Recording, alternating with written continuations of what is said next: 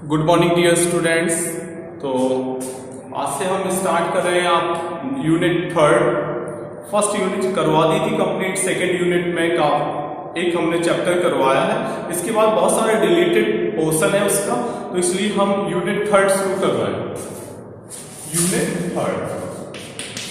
Unit third में जो first मतलब चैप्टर है, अब एक्चुअली यूनिट थर्ड में जो चैप्टर बोला जाएगा वो चैप्टर नंबर 8 हो जाएगा। क्या हो जाएगा? Chapter number 8। ठीक है, चैप्टर नंबर 8 का नाम है cell the unit of life. Cell the unit of life. Cell आपने सुन रखा है, 9th में भी सुना है आपने, अब 11th में फिर से आप पढ़ने जा रहे हैं अबाउट द सेल। तो सेल की बात करें तो टर्म सेल जो बना है वो लैटिन लैंग्वेज के सेलुलर से बना है। किससे बना है? सेलुलर। और सेलुलर का मतलब होता है कंपार्टमेंट। क्या होता है? कंपार्टमेंट। गौर से देखना बेटा। ठीक है, सेल को फर्स्ट टाइम डिस्कवर किया था रॉबर्ट हुक ने। किसने किया था? रॉबर्ट हुक ने। और कब किया था? 1667। ठीक है, तो रॉबर्ट हुक ने डिस्कवर किसको किया? सेल। रॉबर्ट हुक ने क्या किया था? रॉबर्ट हुक ने जो कॉर्क के स्लाइस होते हैं, कॉर्क देखा होगा जो कैप पहले लग के आती थी, अब कॉर्क का उन्होंने फाइन स्लाइस लिया। स्लाइस का मतलब एक बहुत फाइन पीस। उस स्लाइस को जब उन्होंने अंडर माइक्रोस्कोप देखा तो उन्होंने क्या देखा? उन्हें जो हनी बी कॉम्ब होता है, बी हाइव, मधुमक्खी का जो छत्ता होता है, ऐसी स्ट्रक्चर देखने को मिली। और उनके लिए उन्होंने टर्म यूज किया। क्या किया? सेल। तो सेल ये जो टर्म है which is taken from the cellula, किससे लिया गया है बेटा? सेलुला से लिया गया है। और देखो इसमें क्या दिखाई दिया था?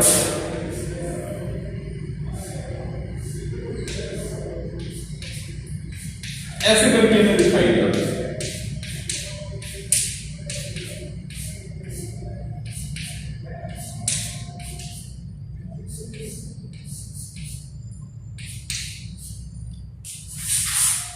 देखा होगा मधुमक्खी का छत्ता, देखा आपने? ऐसे तो दिखता है। ठीक है, तो बी हाइव जैसी स्ट्रक्चर। और यहां देखो कर लो 1665 है। ईयर जो है वो कब है, कब डिस्कवर किया गया? इसको 1665 में किया गया बाय रॉबर्ट हुक। ठीक है, ये सेल, इनको इन्होंने क्या नाम दे दिया? सेल दे दिया। एक्चुअली इन्होंने क्या देखी थी? इन्होंने केवल सेल वॉल देखी थी जो कि डेड होती है। बाद में एंटोन वॉन लीवेनहॉक का नाम सुना होगा आपने, सुना है? तो first living cell was discovered by AB Leeuwenhoek. कौन थे?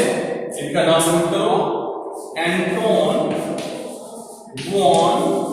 एबी का मतलब क्या है? Anton van Leeuwenhoek. Anton van Leeuwenhoek ने फर्स्ट टाइम किसी लिविंग सेल को ऑब्जर्व किया था, देखा था। ठीक है, तो ये तो बात हो गई एंटोन वॉन लीवेनहॉक की। आप कोई भी लिविंग को देखें, चाहे वो प्लांट हो, चाहे वो एनिमल हो, यूनिसेल्युलर हो, मल्टी सेल्युलर हो, सभी के सभी किससे बने होंगे? सेल से बने होंगे।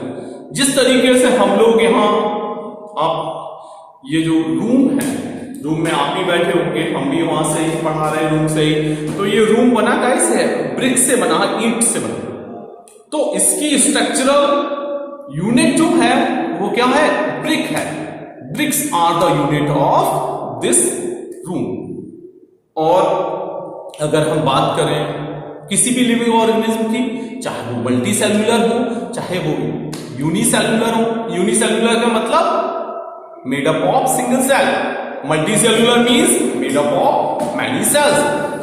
तो चाहे वो यूनिसेलुलर हो, चाहे वो मल्टी सेलुलर हो, सभी बने कैसे होते हैं, या फिर सिंगल सेल से बने होंगे या बहुत सारी सेल से बने होंगे। तो हम कह सकते हैं कि cell is the basic unit of life, या कह सकते हैं cell is the structural and functional unit of livings. जितने भी लिविंग्स होते हैं उनकी स्ट्रक्चरल एंड फंक्शनल यूनिट को हम क्या कहेंगे, it becomes known as cell.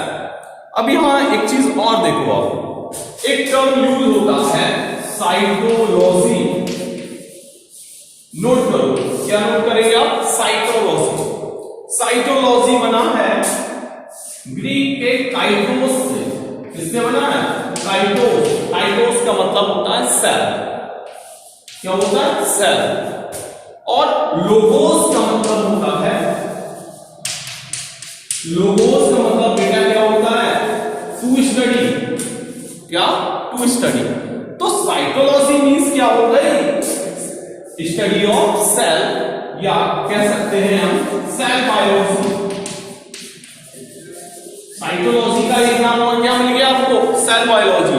जो सेल है, सेल की स्टडी आप किस ब्रांच में करेंगे, साइटोलॉजी में करेंगे। ये बहुत ज्यादा आपको ध्यान रखने वाली बात है, ठीक है। अब सेल के अंदर जो भरा हुआ फ्लूइड होता है उसको प्रोटोप्लाज्म कहते हैं।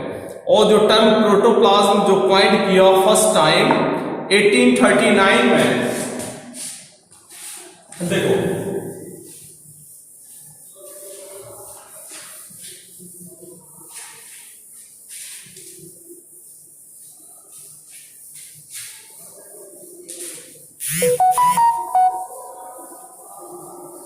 देखो कोई भी सेल है, सपोज ये सेल है, सेल के अंदर क्या होगा, न्यूक्लियस होगा, और इसके बाद अंदर जो भरा हुआ फ्लूइड होगा वो बोला जाएगा प्रोटोप्लाज्म। तो हम बात कर रहे हैं टर्म प्रोटोप्लाज्म। आप लिख सकते हैं the term protoplasm, the term protoplasm was first coined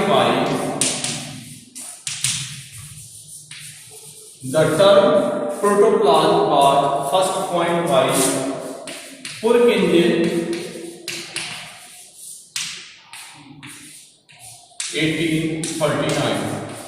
1839 में पुरकिंजे ने सबसे पहले इसको द टर्म प्रोटोप्लाज्म कॉइन किया। और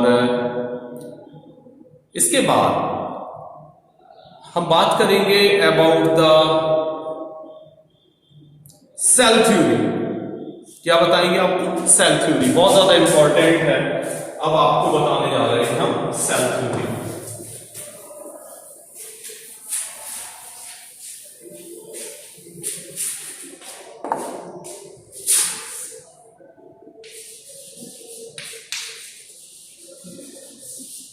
सेल थ्योरी, जो सेल थ्योरी है वो दो बायोलॉजिस्ट थे, स्लाइडेन एंड स्वान। कौन कौन से थे, एमजे स्लाइडेन, एमजे स्लाइडेन, और एक थे थियोडोर स्वान। कौन थे, एमजे स्लाइडेन थे और एक थियोडोर स्वान थे। उन्होंने इंडिपेंडेंटली अब 1838-39 में ये सेल थ्योरी आई। सेल थ्योरी कब आई, 1838-39 में ये सेल थ्योरी आई। नाम क्या बता दिए हमने, एक तो बताया एमजे स्लाइडेन। एमजे का मतलब माइकल जैक्सन नहीं है, एमजे का मतलब है मैथियस जैकब स्लाइडेन। एमजे का मतलब मैथियस जैकब है। तो स्लाइडेन और सॉन ने क्या दी थी, सेल थ्योरी दी थी। और सेल थ्योरी में क्या क्या होगा, देखो सेल थ्योरी में सॉन की स्पेलिंग SCHWANN है, सॉन। अब देखो इसमें एक चीज और आपको बता दें, रुडोल्फ विर्चो का नाम यहां आप बहुत ध्यान रखें। एक थे रुडोल्फ विर्चो। रुडोल्फ विर्चो ने एक सेंटेंस बोला था, उन्होंने एक बात कही थी। वो क्या बात थी? देखो, ओमनिस सेलुला ई सेलुला, ओमनिस सेलुला ई सेलुला मीन्स क्या हुआ? ओमनिस सेलुला ई सेलुला का मतलब है, देखो क्या इसका मतलब होगा, ये लैटिन लैंग्वेज है, इसमें होगा all new cells arises from pre-existing cells. All new cells arises from pre-existing cells. समझो क्या कि नई सेल्स जो बनेगी वो कहां से बनेगी? पहले से उपस्थित सेल से बनेगी। ओमनिस मीन्स होता है all, cellula means cell, arises from pre existing cell. ये बात कही थी किसने? रुडोल्फ विर्चो ने। तो ये सब बातें मिक्स होके जो सामने आई, आप नोट करो। पहली बात आई, all the plants and animals are composed of cells. पहला पॉइंट हो जाएगा सेल थ्योरी का। इसका स्क्रीनशॉट लेना हो, ले लो।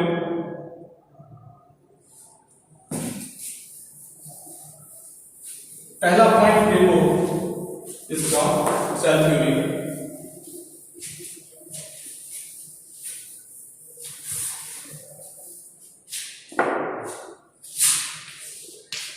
ऑल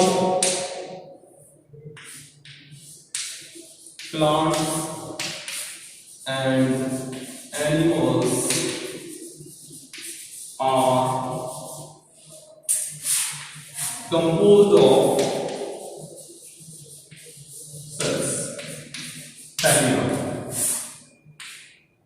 दूसरी बात समझो, पहला पॉइंट तो ये हो गया। दूसरा है cell is the basic unit of life.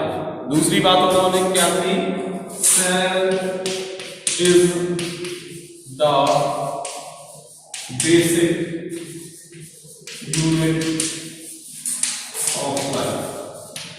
पहली बात क्या हो गई? All plants and animals are composed of cells, मतलब चाहे वो प्लांट्स हो चाहे एनिमल्स हो, जितने भी प्लांट्स और एनिमल्स हैं वो सभी के सभी बने कैसे होते हैं? सेल्स से बने होते हैं। दूसरी बात क्या हुई? दूसरी बात ये हुई कि cell is the basic unit of life. जो बेसिक यूनिट है वो लाइफ की, वो क्या है? वो सेल है। दो पॉइंट हो गए। तीसरा और लास्ट हो गया कि all cells arises from pre existing cells, जो कि रुडोल्फ विर्चो ने कहा था, वो भी यहां इंक्लूड किया गया। क्या लिखोगे? ऑल सेल्स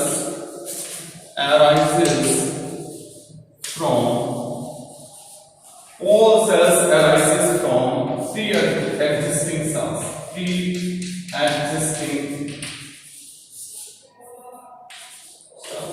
जितनी भी सेल्स हैं वो पहले से उपस्थित सेल्स के थ्रू ही बनती हैं। तो this is the cell theory which was proposed by Matthias Jacob Schleiden and Theodor Swan in the year of 1838-39।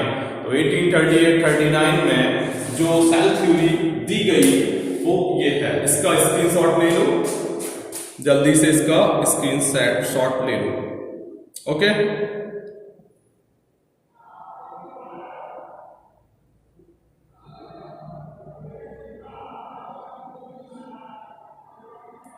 अब इसके बाद हम बताने जा रहे हैं टाइप्स ऑफ सेल्स कि कितने टाइप की सेल्स होती हैं। ठीक है, इसका स्क्रीनशॉट ले लिया सबने?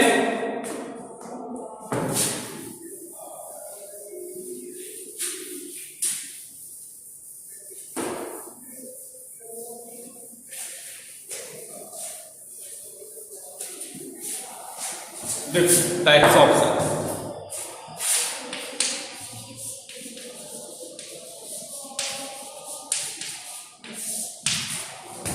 क्या लिखोगे?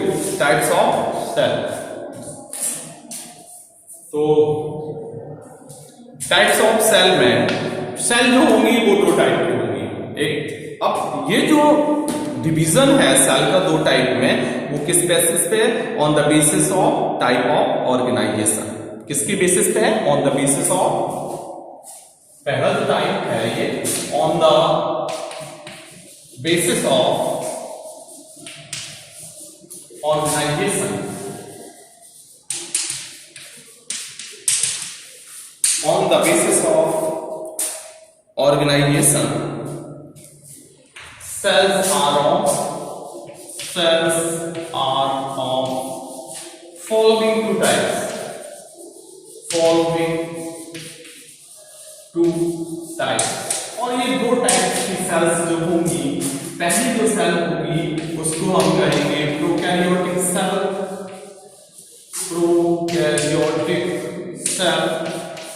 और दूसरी हो जाएगी यूकारियोटिक सेल।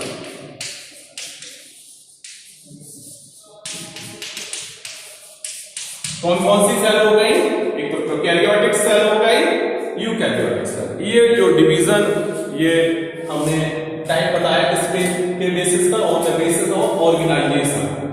ऑर्गेनाइजेशन के बेसिस पर देखें, अगर जैसे कोई प्रोकैरियोटिक सेल है, पहले समझो प्रोकैरियोटिक को प्रोकैरियोटिक क्यों कहते हैं?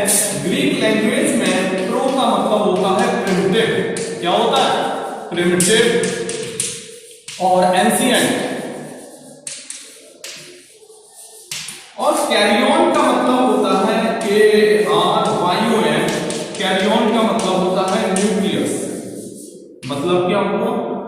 ऐसी सेल्स जिनमें कोई भी वेल डिफाइंड न्यूक्लियस नहीं होता। मींस जैसे ये देखो, ये सपोज न्यूक्लियस है, अगर न्यूक्लियस का शेप क्या होता है? जब इसके ऊपर न्यूक्लियर मेम्ब्रेन प्रेजेंट होती तभी तो होता, लेकिन ये न्यूक्लियर मेम्ब्रेन इसमें प्रेजेंट नहीं होती है, इसलिए प्रोकैरियोटिक सेल्स में वेल डिफाइंड न्यूक्लियस प्रेजेंट नहीं होता। अकेला यही अंतर नहीं है प्रोकैरियोटिक यूकैरियोटिक सेल, बहुत सारे अंतर हैं। फॉर एग्जाम्पल के तौर पे देखें, सबसे बड़ा अंतर है कि इसमें मेम्ब्रेन बाउंड सेल ऑर्गेनेल्स नहीं होते हैं, जैसे कि lysosome, Golgi apparatus, mitochondria, centrosome etcetera. Plastids भी नहीं होते। और राइबोसोम्स जो होंगे प्रोकैरियोटिक सेल में वो 70s टाइप के होते हैं, जबकि राइबोसोम्स जो यूकैरियोटिक सेल में होते हैं वो 80s टाइप के होते हैं। तो काफी ज्यादा अंतर है किसमें? प्रोकैरियोटिक और यूकैरियोटिक। अब देखो यूकैरियोटिक का मतलब समझो। अच्छा, इसका एग्जांपल समझ लो। प्रोकैरियोटिक सेल का एग्जांपल क्या होगा? ऑल बैक्टीरिया, जितने भी बैक्टीरिया होते हैं, ठीक है, वो कैसे होते हैं? वो होते हैं प्रोकैरियोटिक सेल। पीपीएलओ को माइकोप्लाज्मा कहते हैं। पीपीएलओ का पूरा नाम प्लूरो, पी से प्लूरो, पी से निमोनिया, एल से लाइक, ओ से ऑर्गेनिज्म होता है, जिसको हम और करके लिख दे रहे हैं माइकोप्लाज्मा। और माइकोप्लाज्मा अगर देखे जाए तो इनकी सेल सबसे स्मॉलेस्ट सेल है। अगर कभी पूछा जाए नेम स्मॉलेस्ट सेल तो कौन हो जाएगा? पीपीएलओ और प्लूरो निमोनिया लाइक जो ऑर्गेनिज्म होंगे उनमें सबसे स्मॉलेस्ट सेल प्रेजेंट होती है। तो ये बहुत ज्यादा ध्यान रखने वाली बात है, आपको याद रखनी होगी। एग्जाम्पल इसके अलावा बीजीए, जिन्हें साइनोबैक्टीरिया भी कहते हैं, बीजीए का पूरा नाम क्या होता है? Blue green algae. ये सब एग्जाम्पल किसके हो गए? प्रोकैरियोटिक सेल के। एक बात जो रह गई वो दिमाग में रखना, आपसे कोई कहे कि व्हाट इज द एग्जाम्पल या what are the example of cell theory. Cell theory का एक्सेप्शन क्या है? What is the exception of cell theory? तो आप वायरस बोल सकते हो, वायरस इसके एक्सेप्शन है, क्योंकि वो सेलुलर स्ट्रक्चर ही नहीं होती है, केवल प्रोटीन के बने हुए पार्टिकल होते हैं, तो वो एक्सेप्शन है सेल थ्योरी के। कौन है? वायरस।